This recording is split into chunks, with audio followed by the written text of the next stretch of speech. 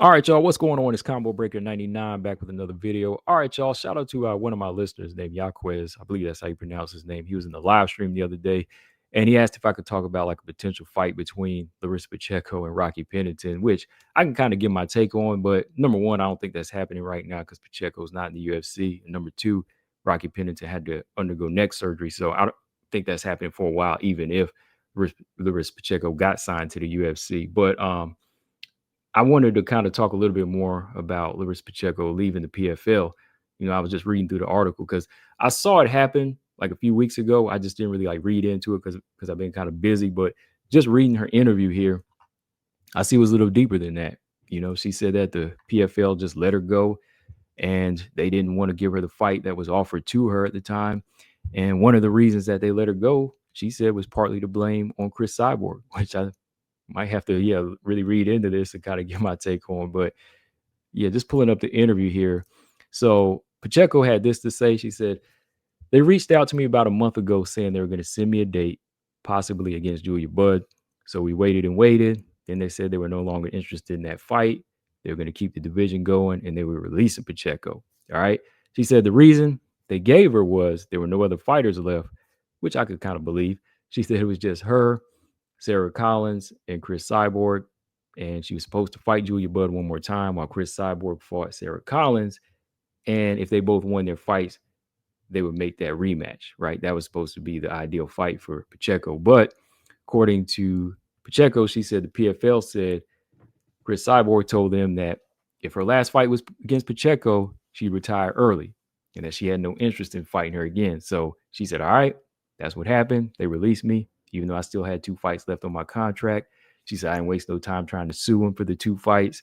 She said she just wanted to be released and be let go. So, yeah, my take on that, first off, I don't know if I would say Chris Cyborg is to blame just because she voiced that, because the PFL, they're still in charge. They can make the choice. I think this maybe had to do with money on the PFL side.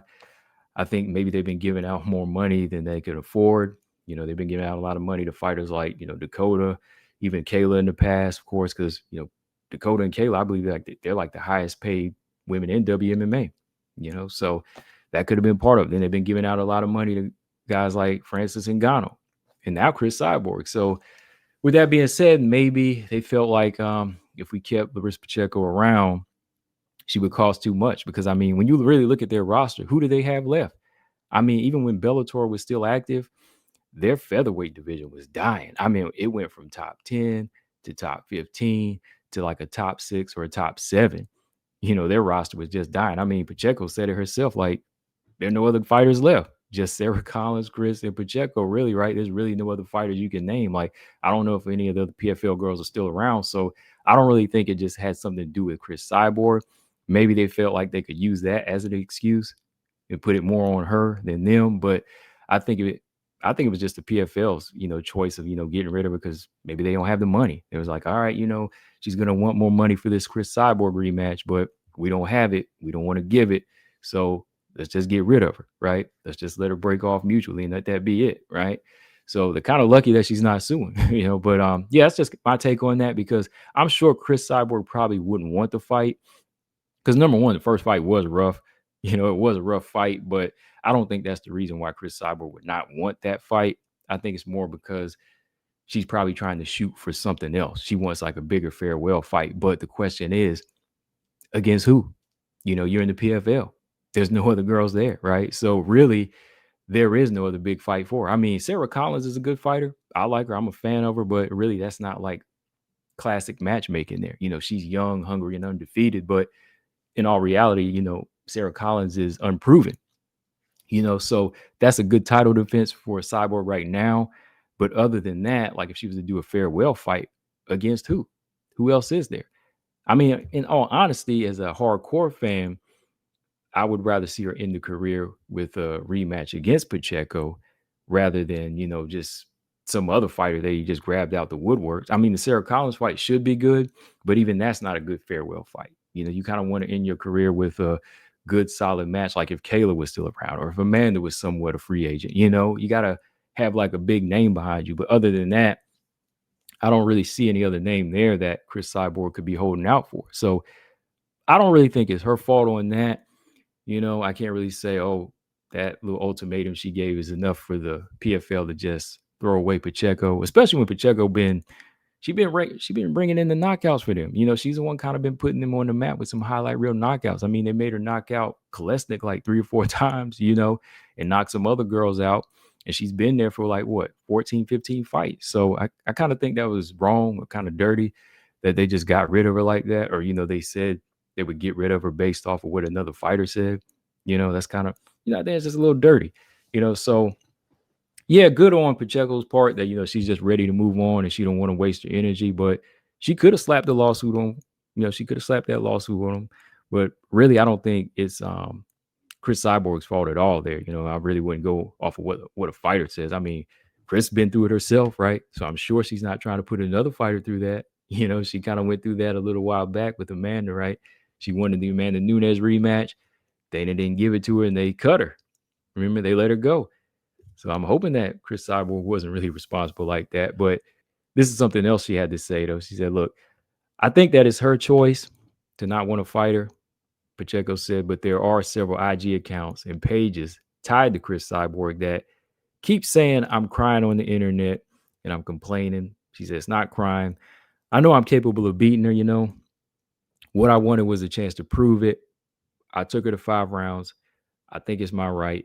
And based on how the fight went, it was a great fight. She came out with the W, but I truly believe I could have had a total different outcome this time around. So yeah, she did want the fight. Like Pacheco did want that rematch, which I would understand.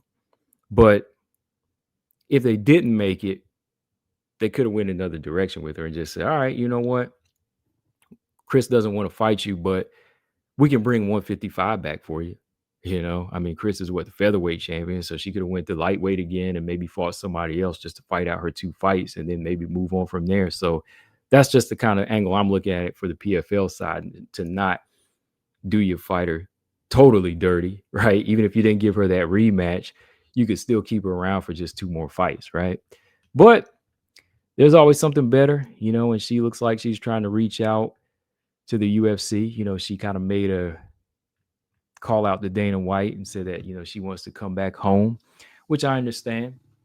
She kind of wants to prove herself now, and she believes that she can make 135. Oh, yeah. And this is her clear message to Dana White. She said, Dana, I'm ready. I'm here, ready and willing. I'm here to prove I have what it takes to be there, to deliver great results, to show a different Larissa.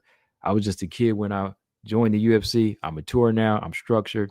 I can make weight, put on a show.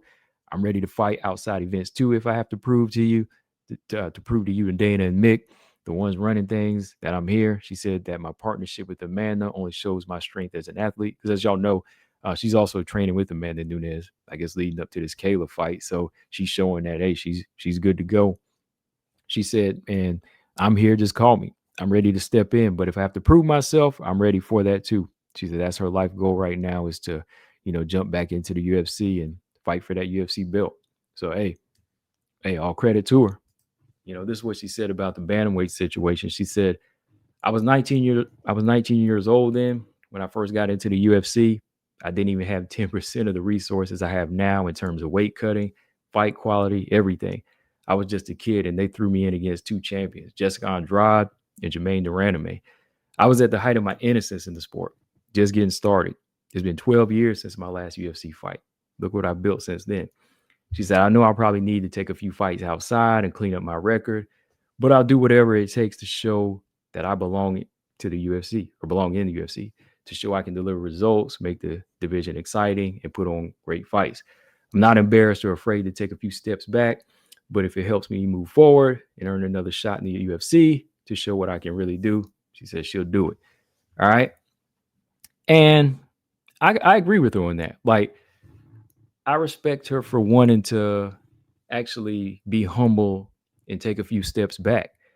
Honestly, the bantamweight division could use her. They really could. 135 pounds could use her. I mean, she's making the argument that she can make the weight, number one. So that's definitely a plus right there. She has no problem making 135. I know she came from 155 and 145, but if you look at her now, I'm sure she could make 135. She's a lot more disciplined than she was in the past. And with the way the division is going right now, I don't really think she has to take a major step back. I think that, that's good of her to do that, and I respect her. Definitely, that's just showing how humble she is. Like, she's willing to fight all the way down, or fight some non-UFC fights, some regional fights. But other than that, I think Pacheco will be good to go. I think she'd be good to go to throw into the top 10 right now. She's got the skills for it. Shoot, she beat Kayla Harrison, right? And she's gone like the distance with Kayla 3 times. That's something that Holly Holm couldn't do. That's something that Juliana Pena couldn't do. So that lets you know that Pacheco's got the goods. She's got the experience. She's got the tools. She's got the strength and the power. So I think she could fall right into place with the current state of the bantamweight division. That's just my honest opinion on that. So with that being said, if you looked at like a potential fight between her and Rocky, like say if Rocky was 100% or close to 100%, oh shoot, let's just say she's not injured, right? If she wasn't injured right now, I think Pacheco would have a good chance against Rocky. She'd probably have the high chance of possibly finishing her, especially looking at Pacheco's last fight against Chris Cyborg, how she was able to go the distance with her and had some good work on her back. Off her back, she has some good active, elbows and strikes off of her back. I think Pacheco could be a problem. I think she could be a problem. I think she could probably beat Rocky at this point in her career. So if they made that potential matchup as a first fight for Pacheco, it's doable. I think that'd be a doable fight, just to say, okay, former PFL champ, come straight in, takes on a former bantamweight UFC champion. Oh, of course. I think she could do just like Kayla, jump in, fight a top name like Holly, then fight another top name like Kayla did against Holly and Ketlin, and then go for the belt. So I think with the way Pacheco's moving and her experience, she's like 3 fights away from a title fight. Let's just be honest, like 3 fights away from a bantamweight title fight, especially with the current state of the bantamweight division. So yeah, that's my take on that. Just kind of reading through what she said, and going back and looking at all her performances and just how much she's grown since then, and looking at the current state of the division again, like for real. This is also what she. Let me see here. This is also something else she said. I know it's possible if they want to sign her to the UFC. She said, we know it's not unrealistic. After all, I have a win over Kayla. I have a win over Kel Rosa, which she does. I have a win over Irene Aldana, and they're all top 10 fighters, including the current champion. But if I have to prove that I deserve to be there, that's fine. I'm not even thinking about what advantages those wins might give me. I'm focused on what I need to do to get there. I'll do everything I can to go back because I truly believe that's where I belong. Hey, sign her. Go ahead and sign her. Go ahead and bring in Pacheco. We need some more drama up in this division. We need some more fire. So bring the girl in. I mean, that's the kind of talk I like. Like I said, she's not talking cocky. She's not talking arrogant. Like, oh yeah, I can be the champ. I already beat the champ. Kayla ain't got nothing on me. No, she's willing to go all the way back to wherever she got to go. Whether it be Eileen Perez or all the way at the bottom to Cronulla. I'm sure that she's willing to take whatever fight they give her because she's been there before. She's been through the trenches, so that's just showing you that she's real. I mean, she mentioned the fact that she beat these girls like Aldana and Rosa in the past, but even beating Kayla in the past, but she's willing to prove that she deserves it. So to me, that sounds like somebody that's ready to go. We could actually see her get signed and maybe fight 2 or 3 fights, which I think would be fair, just like they did with Kayla, but maybe like the same number of fights like Kayla did, like Holly and Ketlin. Give Pacheco like a fully recovered Rocky or a Pena or Yana Santos or whatever she got to do to get there. But just to get her in the mix, let her go ahead and start in the top 10. So yeah, the UFC needs to go ahead and sign Pacheco right now. What do y'all think, guys? Combo Breaker 99. The division needs her. I'm out. Peace.